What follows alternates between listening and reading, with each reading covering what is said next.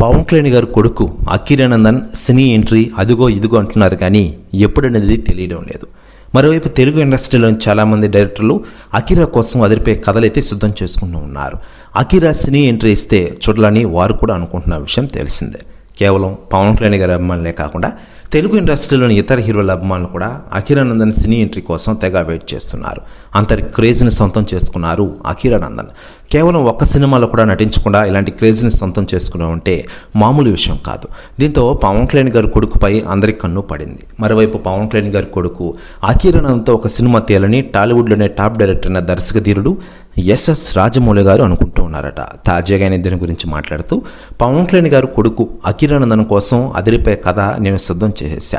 అఖిరానందన్ కోసం ఇండస్ట్రీ బద్దలే కథ అది సిద్ధం చేశాను. డిప్యూటీ సీఎం ఒప్పుకుంటే నేను రెడీ. పవన్ కళ్యాణ్ గారితో త్వరలోని ఈ విషయంపై భేటీ అవ్వబోతున్నానంటూ కొన్ని కీలక విషయాలు పంచుకున్నారట దర్శకధీరుడు ఎస్ఎస్ రాజమౌళి గారు.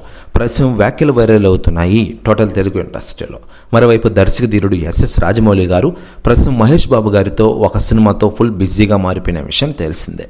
ఈ సినిమా అనంతరం పవన్ కళ్యాణ్ గారి కొడుకు అఖిరానందన్తో ఒక సినిమా తీయాలనుకుంటున్నారట రాజమౌళి గారు. అయితే దీనిపై అధికార ప్రకటన త్వరలోనే రాబోతోంది.